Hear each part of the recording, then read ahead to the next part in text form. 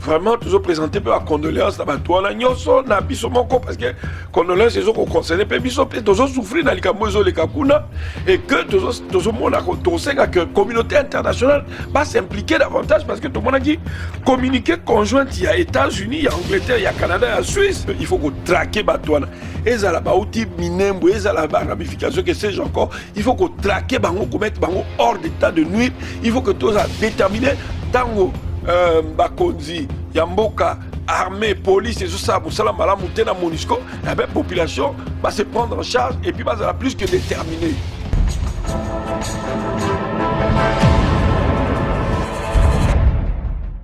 Voilà, bande konabiso balandi ya Congo Sport News awa tozali na kati internet. Donc comme d'habitude tokutana kana mettre à longos lelo toye na likambo pene ya motuya makasi likambo eza kopesa pasi na motema actualité ya semaine oyo tomoni ke population etelemi na kati ya Congo ebandaki na Beni ekomi na Goma tomoni ngo pe na Kini MONUSCO bato balingi yango lisusu te. Alors, est-ce que RDC s'est révolté contre MONUSCO? Voilà, tu n'es pas na yo mtu amaele yo mtu abwanya o fongola biso c'est l'homme kanisi na yo omoni boni likambo oyo. Merci mingi ndeko Kinche na ndenge opesinga mwa epusa yako ya nola na mituna na yo. Et puis na ko profiter na pesa bandeko banso mbote. Et puis, nous observé, observé 1 minute de silence pour la bandeko Bakoufi, na Beni, ba innocent, Bakoufi, ba massacré bango, ils allaient nécessaire et patriotique, très cardinal que Tomika a observé 1 minute de silence. Ok, 1 minute de silence, tout ça là. Voilà. Bon, alors, Ndeko, Mopani Sango, Oncle Kinch, na banzi toebi malamu ete na province ya Nord Kivu, précisément na Beni, bato bazali kokufa. Selon ma dernière information, il y a Jeune Afrique. Il y a le 27 novembre 2019, Tozalaki déjà, le nombre de Koufaki est comme 27 personnes. Total, il y a Bato Koufaki, na massacre, et Salamaki, na ma force démocratique alliée au Babengi ADEF Nalu. ADEF en anglais, Allied Democratic Forces. Donc, donc, ils ont quoi? L'Isanga, il y a une force démocratique. Alors, l'Isanga, il y a une force démocratique. Ils ont Tobengi, Allied Democratic Movement. Donc, mouvement des forces démocratiques, enfin, mouvement mouvement des alliés pour la démocratie, en quelque sorte.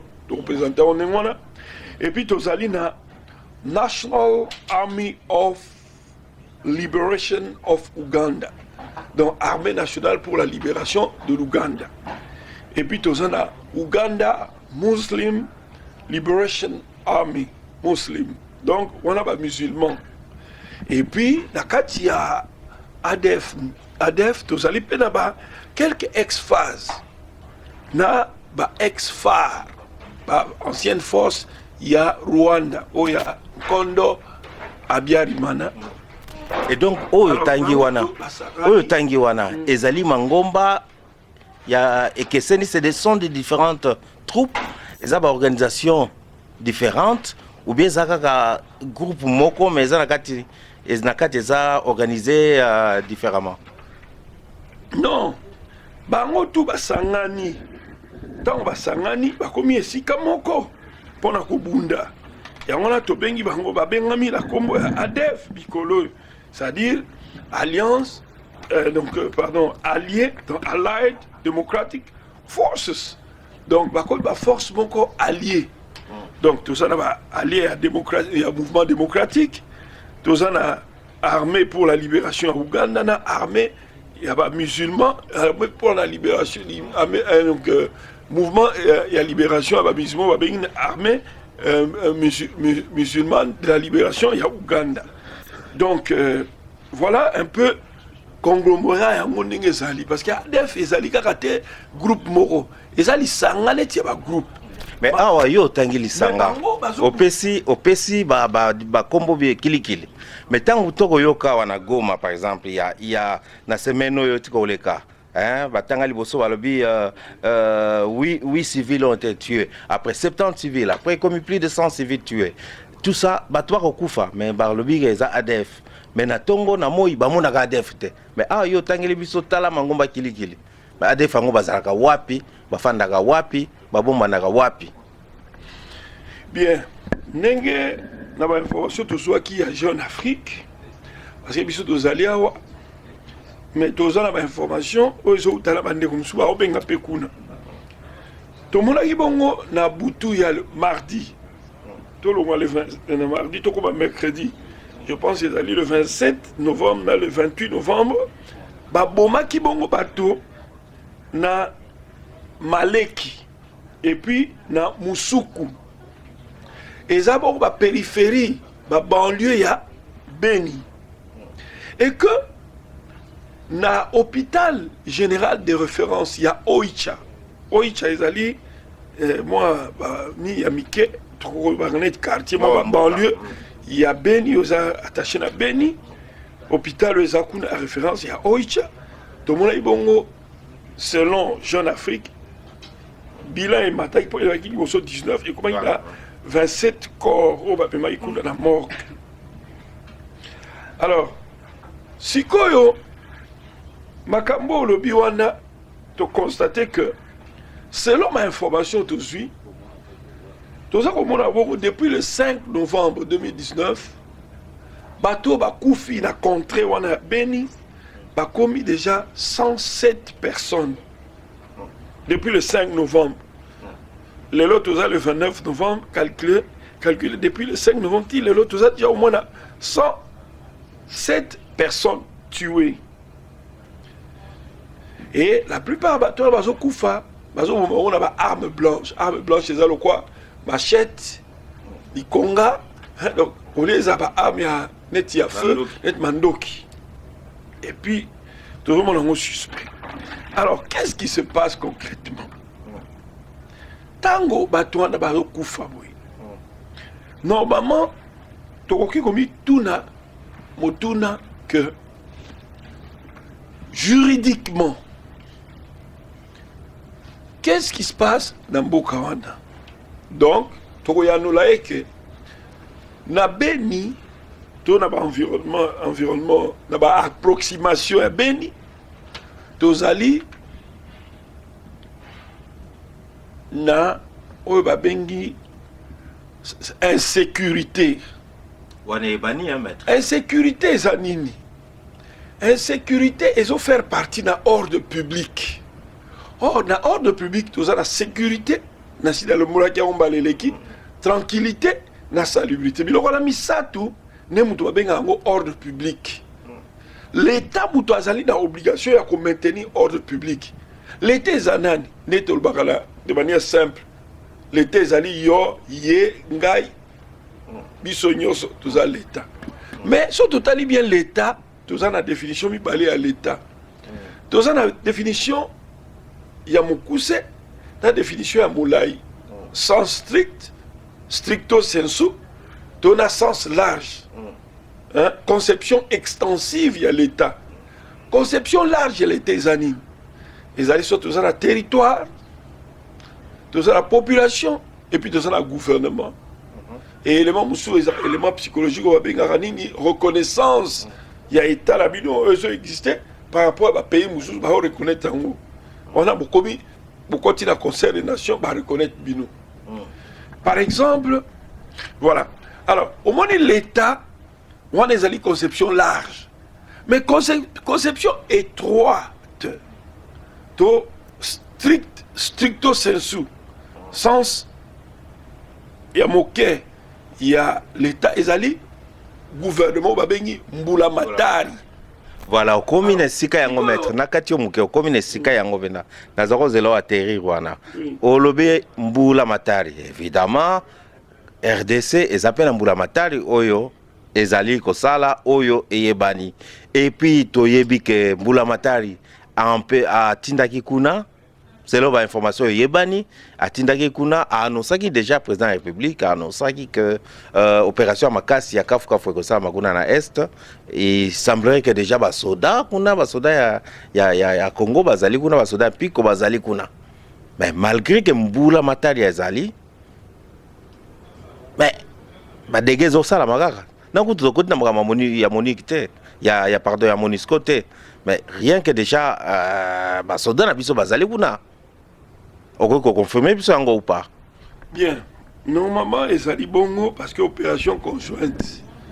Et ils ont déclenché, enfin surtout opération, il y a des FARDC ici, forces armées, il y a République démocratique du Congo. Et ils ont dit bongo, si on a une opération pour démanteler, pour bundisa. Badef na luana badef wana ba rebelle wana non ba rebelle wana bango sanctuaire na bango ezaline da moya Rwenzori mais en principe ba bomba n'est pas la pour ba attaquer bango ba ba renverser Yoweri Museveni au président Ouganda. C'est comme ça que ils ont dit base arrière na bango ba zwango ils ont dit na Congo. Alors malheureusement bango ça pas comme s'en prendre la population selon ma information tout ça nango auto suit. Mais qu'est-ce qui se passe normalement? Soit total bien constitution na biso. Article 83 la constitution Zolvanini. Le président de la République est le commandant suprême des forces armées. Il préside le Conseil supérieur de la défense. Donc c'est-à-dire moto azana mokonzi ya mboka o azali sikoyo en place ye azali na responsabilité yako établir yako rétablir ordre public et que ordre public wana bato ba assura kango pour protéger ba personne nyonso et la ba congolais mais moto to azo vivre na territoire de la biso ya Congo police nationale ezali armée ezali FARDC police nationale et RDC, armée nationale et RDC, direction générale et migration, n'a pas service de renseignement. Et ça les tâches na bango. Bango il faut assurer sécurité à ma personne n'a pas bien. Mais malheureusement tant on m'a besoin ça va pas koufa et zo là ça échec il y a mbula matari. Échec il y a police, échec il y a armée, échec il y a DGM. Échec, il y a un service à renseignement, surtout. Et puis, et surtout, échec, il y a Bakondi Mboka. Parce qu'il faut aller normalement. Ce qui va assurer ordre public. Ordre public, il ne faut pas se fonder surtout sur le service à renseignement. On peut ça signe. Pour le service à renseignement, il peut ça signe avant même que je et que, pour assurer ordre public, il y a Boutou. Patrouille fait ça là-bas. Et au salama, patrouille va ça la monter pour ceux qui pas bomber déjà tout non, il faut patrouille ça de manière régulière pour combattre les colos. Mais ba service nyonso wana ba makambo nyonso wana maître. Ezakuna na beni comme ils a déjà zone moko sensible. Oyo ebani déjà ba des fois neza kombane bani mokala ezai kolobama déjà donc je suppose que ba service wana nyonso ezali donc ba service anego sa mosana ngote. Voilà justement ils a pas si mingi komona que Moulamatar a échoué dans la mission naïe parce que ce total bien article 52 de la constitution zolwanine tous les Congolais ont droit à la paix et à la sécurité tant sur le plan national que sur le plan international.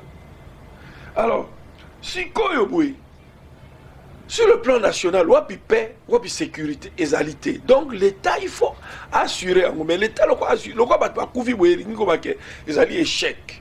Dans ma mboka organisé, beaucoup de police, il faut, beaucoup de démocratie, il y a bien, beaucoup de police, il faut démissionner. Beaucoup d'armées, il faut démissionner. Le ministre de la Défense, il faut démissionner. Parce que les normalité, les tâches d'abino. Beaucoup qui kobunisa ba ADF on a te kaka soki ba si ba opérer Mais il faut combattre en amont, en prenant déjà des mesures. Adage le français dit qui aime la paix prépare la guerre. Tant que vous préparez guerre, est-ce que guerre est alité? Mais puis on lingi paix, on a préparé déjà guerre il faut pas préparer en amont pour contrecarrer biloko ani on est ça la matin. Mais tant que ça a mis déjà ils a déjà échec. Alors, si maître makambo ebandaki déjà na Beni hein, donc échec. Bato bakufi, bato ba continuer kokufa, bato ba continuer kokufa, alors population lobi net. Et ko continuer boyete bato ba telemi. To monaki commune ba bande na ko zikisa commune. Ba zikisi ndako eza ko représenter l'état batumbi yango. Donc ça déjà message monene wana. Et puis après ko zikisa ndako wana ndako à l'état, donc ça commune ou quoi, mais ndako à l'état ba zikisi ba ko s'attaquer na ba installation ya MONUSCO. Bon, est-ce que Togoloba, Ezali, P, échec ya MONUSCO, na bandité, batwa Goloba, et échec à MONUSCO, mais kasi batwa condamné de présence ya MONUSCO, bazako soupçonner MONUSCO na magambwara. Yo moni yango boni maître.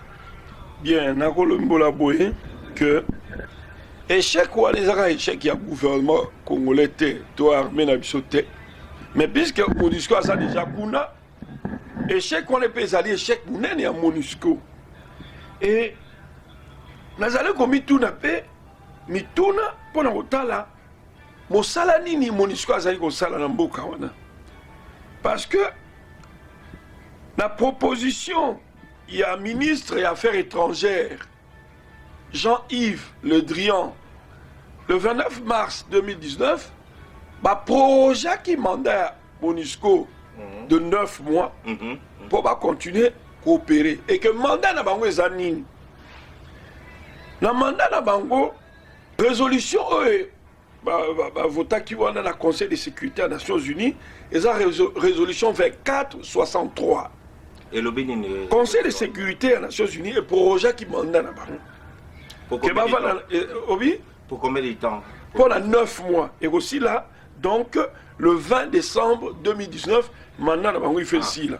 Alors, la résolution, résolution, le Conseil de sécurité a rappelé que 2 priorités stratégiques de la MONUSCO sont de contribuer à la protection des civils. Contribuer à la protection des civils et à la stabilisation et le renforcement des institutions de l'État. S'agissant de la protection des civils, la MONUSCO devra fournir une protection efficace, dynamique et intégrée des civils.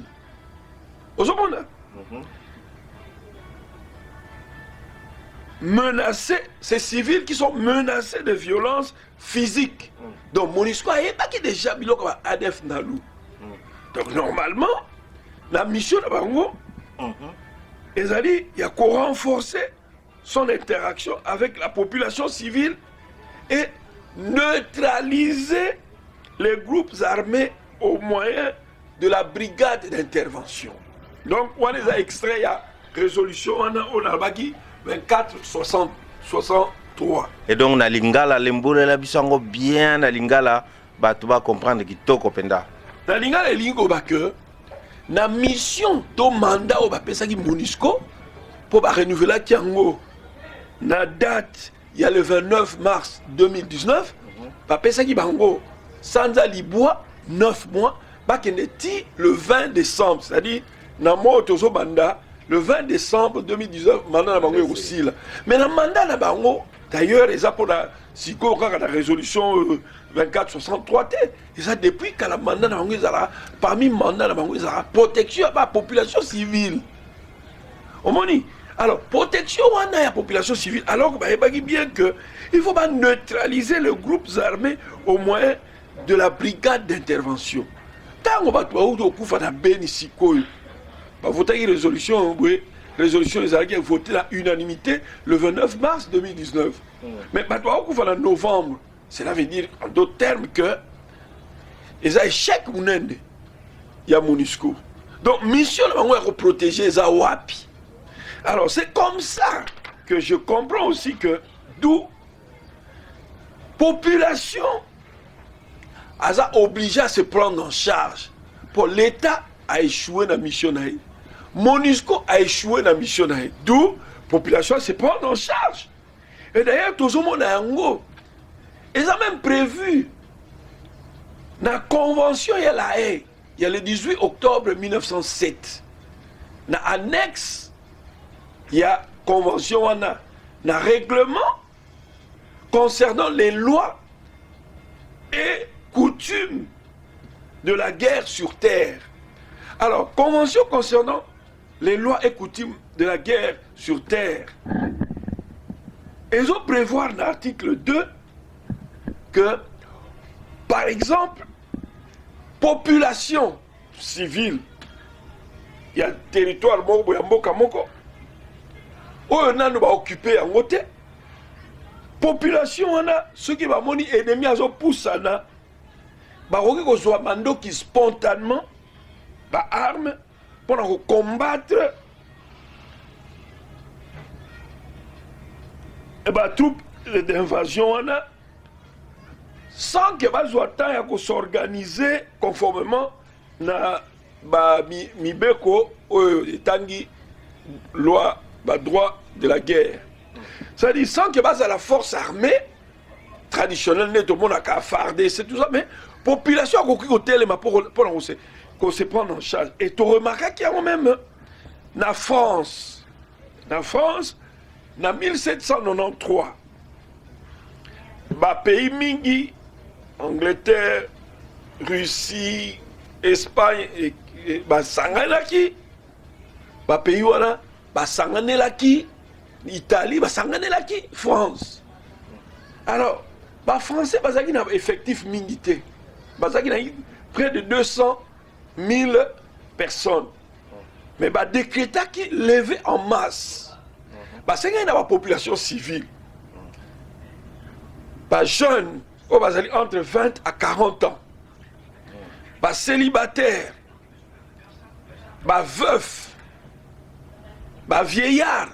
Même les vieillards qui pris à contribution, qui utilisé pour conscientiser pour le patriotisme, pour bunda, pour téléména mboka, pour bilo les vieillards, pour encourager batu.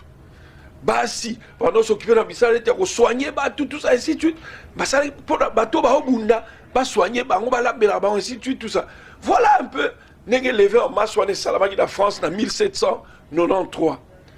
Et que, il y a un moment où tu peux dire que suite il y a mort, il y a Louis XVI.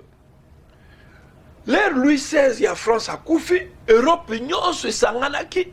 À l'exception, il y a Suède, Danemark, Venise, Suisse, Turquie, Gênes. Alors, les pays l'Union soviétique, il y a Sanganaki. Bon, on a rebondi ça, France. Mais France, ça a levé en masse. Et ça a décrété. Donc, pour te dire que, dans l'article 2, il y a un règlement, il y a concernant les lois et coutumes de la guerre sur terre. Oh, je se retrouve dans l'annexe, il y a la convention, il y a la haie. Convention, il y a la haie, le 18 octobre 1907. La population d'un territoire non occupé qui, à l'approche de l'ennemi, prend spontanément les armes pour combattre les troupes d'invasion sans avoir eu le temps de s'organiser. Donc, c'est-à-dire, population civile, au boni, la cadre, et les population, à monira le bol, à se prendre en charge. Parce que la tâche, ils ont revenir dans l'État, dans l'armée, dans la police nationale. C'est comme ça que la population va quitter dans la MONUSCO. Et donc, c'est justifié. La population doit se prendre en charge. Oui, nous avons une réaction à gouvernement, d'ailleurs, salami par le canal, il y a Madame présidente de l'Assemblée nationale, hein, Madame Janine Mabunda, a lobby déjà que Pesaki, dans les médias internationaux, a pris position que voilà, pour naïe, c'est tout à fait légitime que le peuple se pose la question, hein, il y a présence, il y a MONUSCO et tout ça, il y a réaction à MONUSCO. C'est tout à fait légitime et que ce n'était pas sans fin que MONUSCO est au Congo. Donc, il y a un moment où MONUSCO est en quoi. Voilà, OESA, réaction, je crois officielle, il y a maman Mabunda. Janine Mabunda. Janine Mabunda. Mais nous on a un exemple au PCA en France. Nous devons comprendre bien par rapport à OESA, les Salamina Beni et Salamina Goma. Lelo yo salami pe na Kinshasa par réaction aux populations télémi donc c'est tout à fait légitime yo pour le biango que population téléma et bouger et ça là et réagir et se prendre en charge finalement autozo loba tout le temps wa article 64 yango ba saleli. Bien, contenu article 64. Ça n'a rien à voir, c'est notre contexte. Non, voilà, je pourrais peut-être dire ça que dans l'article 5 de la Constitution, la souveraineté appartient au peuple. Ok? Souveraineté en beaucoup de appartient au peuple. Et que dans le Baki, on voit bien que l'article 52, il dit que tous les Congolais ont droit à la paix et à la sécurité, tant sur le plan national. Awa totik to vanda na plan national. Ce qui population na droit il y a peine à sécurité va sentir en route. Eh ben bango ba quoi agir. Et ça normal. Ce qui yo tout le monde a un quartier na Kinshasa. Ce qui mo ibia bokangi bo pesi na police to ba gendarme période à Mobutu. Mo ibia na lobby ba moni ay ko iba lisusu.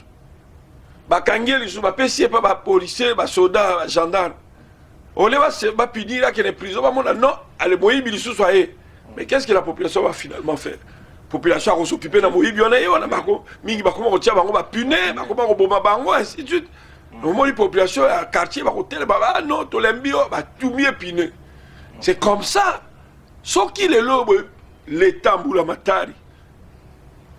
Mais Janine Mabunda, ceux qui te talent bien, ils ont des tâches dans Bango, gouvernement, Bango, évidemment, Parlement, et qui va interpeller le gouvernement, la Kawana. Pour battre la qu'est-ce que vous faites? Ministre de la Défense, Moukonzi à police, chef d'état-major général, Bango interpeller Bango, Bakonzi à Mboula Matari. Il ne faut pas répondre, normalement, il ne faut pas démissionner. Bango va dans le soutien. Parce qu'on est un échec. Tout le monde a un poteau. Et là, on est sur le salami. On a démissionné Mbalamoko. C'est quoi yo? Na Beni, na Beni, wana donc dege esame na Beni, esame na Goma, esame na Kinshasa na Lobaki. Mais na niveau à Beni, tout le monde déjà OMS a commis au Kangabisaka. OMS a kangi Bisaka, a lobby que voilà situation sécuritaire, eza pental sous sûreté. Est-ce que ezako bangi sate que wane bandi OMS après comme ba projet monsieur zako tambola ba bilo monsieur zako ko bénéficier la population ba kanga bisaka ba ken les chaos est-ce que tu vois comment est-ce que ba toi OMS ba ko coopérer ba ko sala musala soki insécurité ani wane sali ba ko pe ba ko sala victime dans les mois qu'on nimbaliwe zali ba continuer à coopérer mais je pense que non. Mais seulement la population, ils sont légitimes que tellement, ils sont légitimes que attaquer MONUSCO, parce que MONUSCO ça n'a bien été. Ils ont échec, ils ont une façon aussi à interpeller MONUSCO et que normalement c'est totalement bien. Je ne sais pas comment est-ce que Bakoki a renouvelé le sous-mandat na Bango ou bien qu'on proroger le mandat na Bango à partir du 20 décembre 2019. Ceux qui vont faire moi je ne vois pas comment est-ce que va prolonger le mandat na Bango. Au lobby boni pour la bateau va kufa na manifestation je crois 5 personnes déjà va kufa na nini na Beni va kufi na par rapport à manifestation contre MONUSCO. Balobi massa c'est bêta. Ba élément oya MONUSCO ba beti massa si ba bomi batou il faut ba kangema. bakokangama, même bakokoza poursuivi même pour un crime de guerre ou crime contre l'humanité. Il faut bakanga bango, basambisa bango. Tout le monde a dit na Irak, soldats américains, bakanga bango, bakondana pe bango.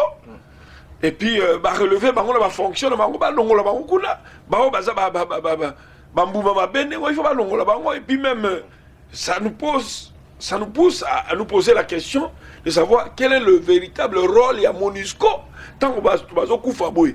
Tina MONUSCO est comme une. Et puis non seulement MONUSCO, mais Konziambo Karabiso.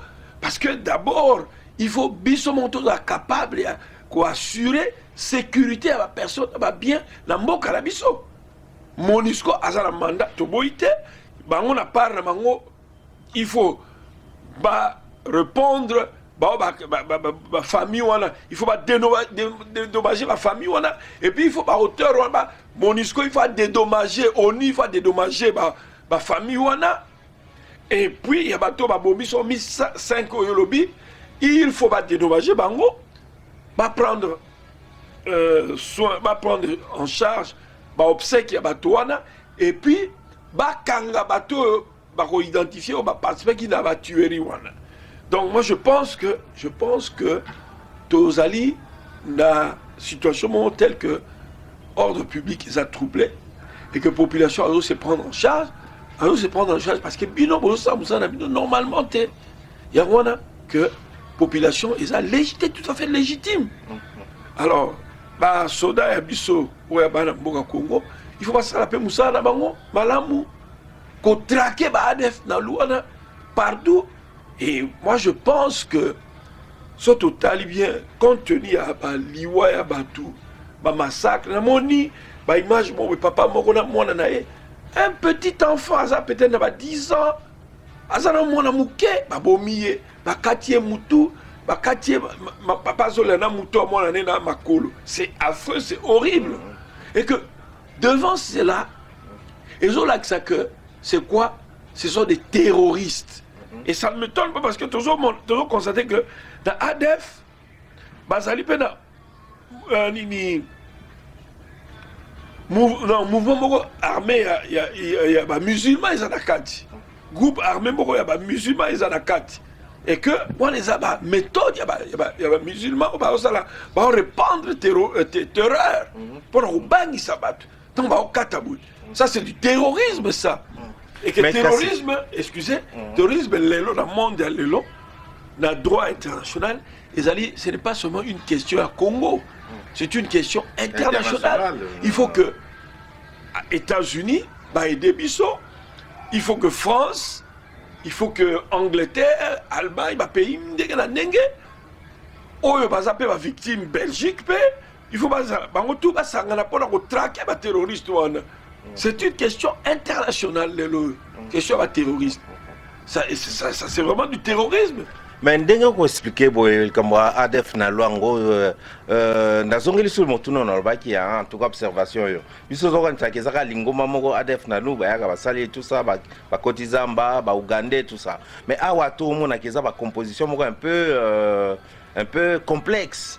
Et mais ndenge nini baza kokanga bango te, ndenge nini baza ko tracer bango te. C'est ça la question. Et monsieur Zokene na suka mais tout ça na motuna wana eza olimboli yango pendana noté peut-être si goto za réponse na ngote réponse ko ya peut-être après na ou bien la suite to ça là mais to kekra na moi soif wana na motema puisque nga na combien satisfait comment et loko eza tellement complexe. Oui. Okoloba que complexité na ngombo yango ezala ke moyebo baza tellement organisé na diversité na bango wana ya composition na bango mais moyen repérer bango ezate mais quand même ça pose quand même question puis pas oloba ba ko boma bato mais après il y a pas bavi na tongo la muki y a rien trace moko ezate bazo bazo soupçonner que il semblerait que baza ko fanda na kati ya beni wana bazaka na banda kwa beni wana. Bien, mais moi je pense qu'il faut armer, instaurer par exemple couvre-feu, la boutou, patrouille, les autres salama, pour ce moni moto abimi, babi moto abima la boutoute, pour souba na mandak, pour ça na mandak. Donc, tout bas précaution pendant par exemple un mois.